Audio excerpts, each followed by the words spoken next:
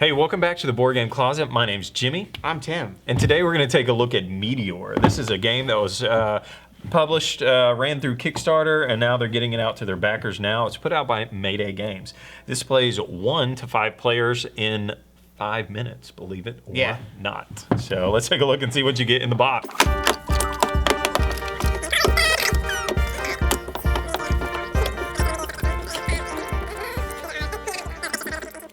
So this is what you get in Meteor. So you get sand timers, and then you get a lot of cards.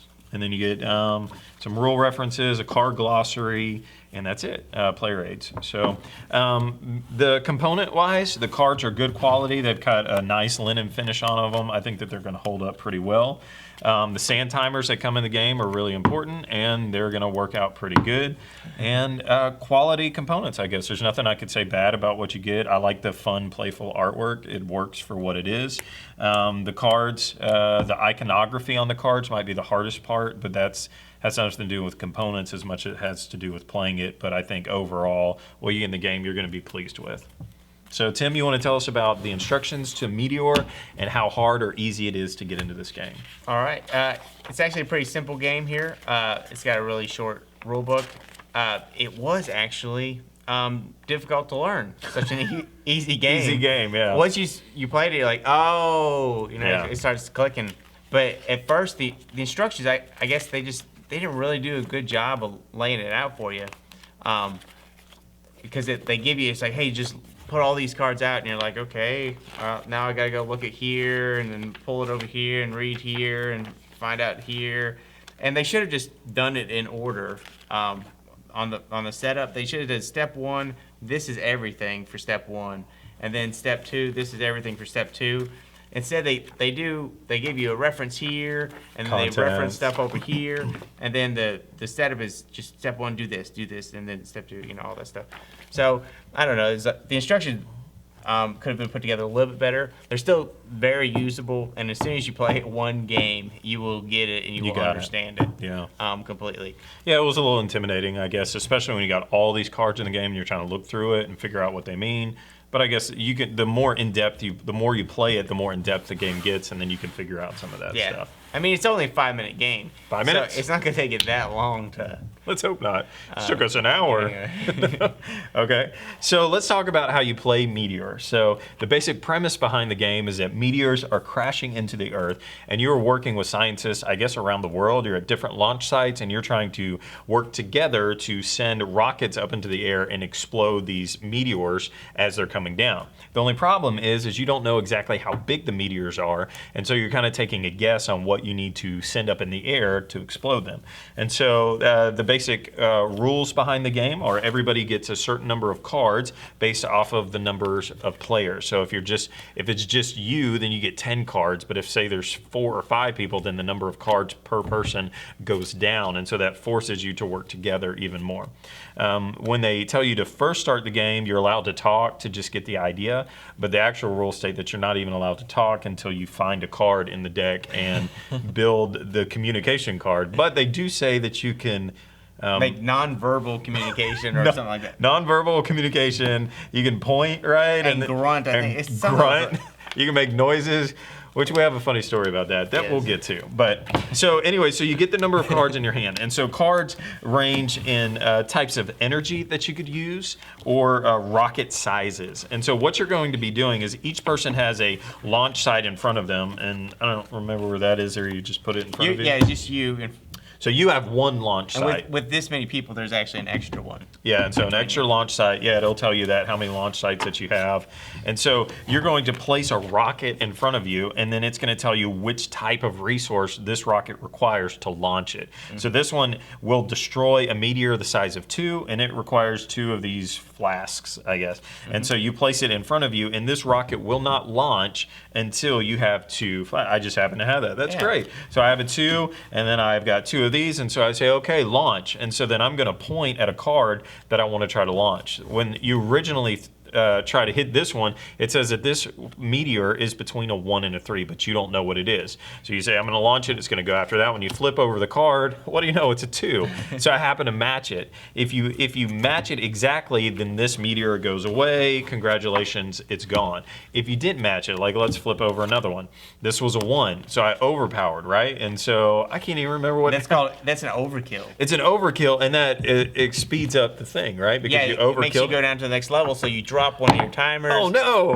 You flip the next one and start the next timer. Yeah, so I forgot about that. So the 5 timers, right? So the first phase, it's on 5, so you turn this over, so it's time, so you're going, and you're not communicating, you're not talking, but you're grunting and making noises.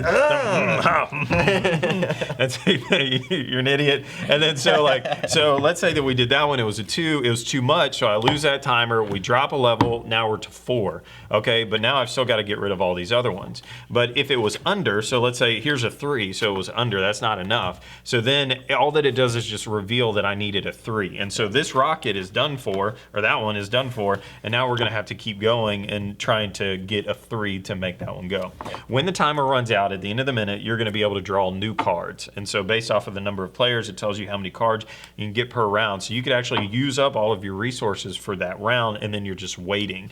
And so you're trying to get it to go. Can you skip ahead? I think you can, right? Yeah, everybody agrees. You go non-verbally. on, and now you go. So a couple of things trigger that. So obviously the timers trigger you to go down. If you overexplode a comet, then that makes you go down. And when you get down, once you're done with 0, then it's gone. And so the whole idea is you're trying to get rid of all of these comets. And so you got a big 7, and so you can't. I don't even know if there is a 7 card in here. So you have to work together. Yeah. So the last one's always like the 7 or something, until you play with the special asteroids. But yeah, so this one you have to basically, because I think it goes up to like 4 or 5. Right. Yeah, so I've got a 5 a 1 because we put a 5 and 2 together. So I could have a rocket that's ready to launch, but it's not going to launch until I say launch, and so that would be because I want to work with Tim to try to get the 7. So he's going to have to get another rocket in our extra launch site here, and then we got enough to launch it, and then we can make this one. But when you put explode. like if you just don't have the stuff in your hands, you can always put together combos and stuff like that will give you that'll allow you to pull extra cards. So if you like, oh, these are all too small, it's like I can never get it. So you think you put like 4 of them together, I think what it is. Yeah, it tells you on the reference sheet. So there's rocket retrofits, and then there's energy retrofits, and so those let you do special things. Yeah. And there's other things in the game, like there's energy cards, and then there's things that can make it more complicated or harder for you to play. And then like these asteroid things, you have to work together and do different things. And so there's basically after you play this enough, you're going to get tired of it. And so they thought ahead, and they already included things in the game, variations to make it a little bit harder. And the games are really quick. And I don't think ours last 5 minutes even once, because we either overkilled once or twice, or we ran out of cards to do, and we flipped the timer to get more cards and stuff. But yeah, and the more people, the more crazy it is, because everybody's grunting at each other and making motions, and you have to work together because it limits you the number of cards. So the more people, the more it requires teamwork. So it is kind of cool in that. Plays up to 5 people, which I appreciate, because sometimes you got the extra guy. Usually, 2 to 4 people is a typical game, and so to be able to play 5 or to be able to play 1 is kind of cool. So yeah. And we were up there while we were talking about the nonverbal stuff, whatever. Terrible. We were playing, because the first time we played where you can talk, and that's how it tells you to just go ahead and talk.